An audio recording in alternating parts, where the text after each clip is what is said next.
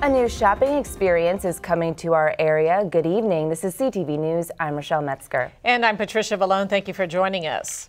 Well, the folks behind the newest outlet mall in Prince George's say construction is moving forward despite continued criticism from some residents. They and others turned out today for the groundbreaking of the Tanger outlets at National Harbor. Denise Douglas has more.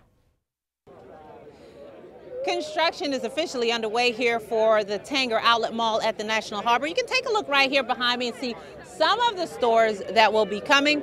But as the officials and others here today said, this is about more than just shopping.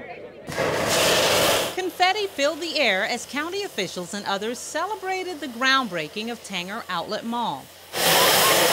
It will have a modern, open-air style with over 80 stores, including Calvin Klein, Chico's, Columbia Sportswear, Gap, and American Eagle.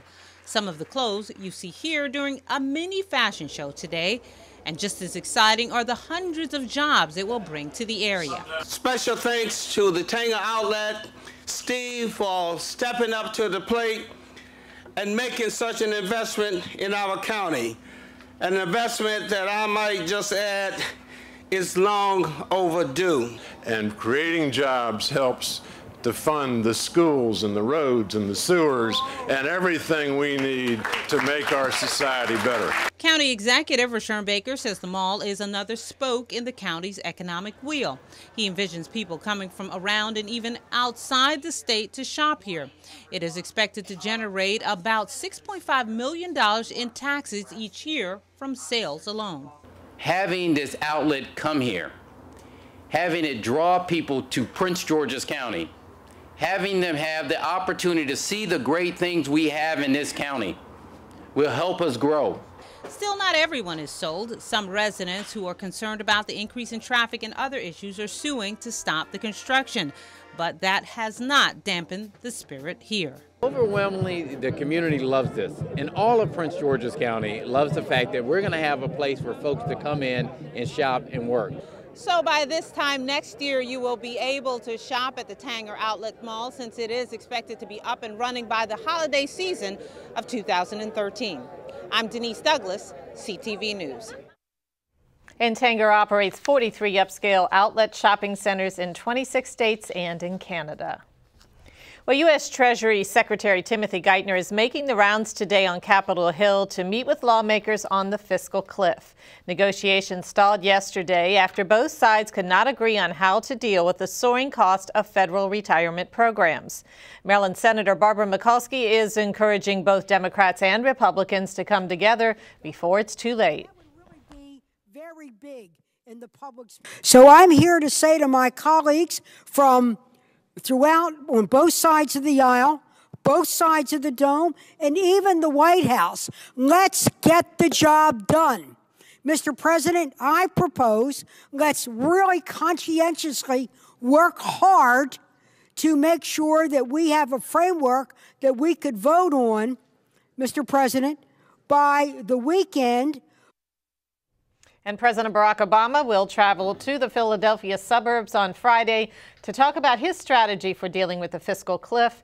Obama wants to increase taxes on the wealthy while extending tax cuts for families earning $250,000 or less.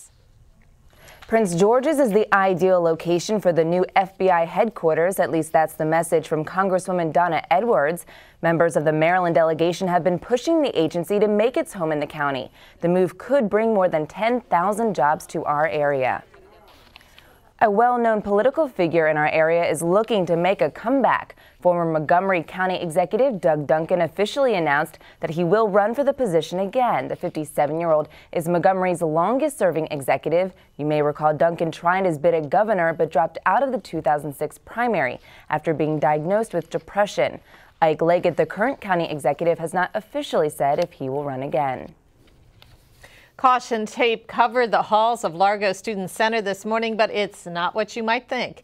College and high school students in Maryland had the chance to investigate a mock cybersecurity crime in a competition hosted by Prince George's Community College. CTV's Molly Nivola is in Largo with the story.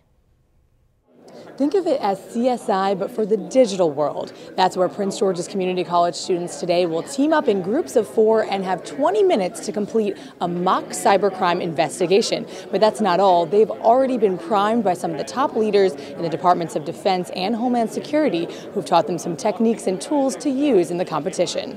They'll go through a crime scene. They'll have 20 minutes to go from figuring out how to fill out an affidavit, to do the actual crime scene search, find the digital evidence. It's fun to watch them get wrapped up into this this profession. Seeing the different possibilities out there and doing different type of investigative tools you can use, different computers, and the technology is constantly changing, so you always have to be ahead of the game and know what's going on. That's my goal, actually, to do cybersecurity, cyber forensics. I just want us to place really well, you know, especially beat out the high school kids, you know, that's the main thing. It's just fascinating how the human mind can beat a computer mind.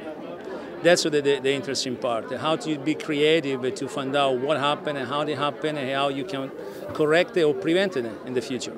The thing that I liked the most was a coin. I found a coin, like it looked just like a regular typical coin, but actually it's actually holds a USB in it.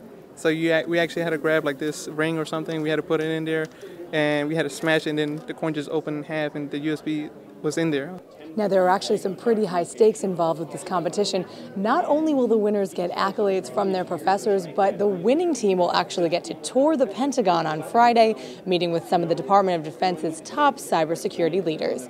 Reporting in Largo, I'm Molly Navola for CTV News. And the college plans to make the contest an annual event. You are watching CTV News. I'm Patricia Vallone. And I'm Rochelle Metzger.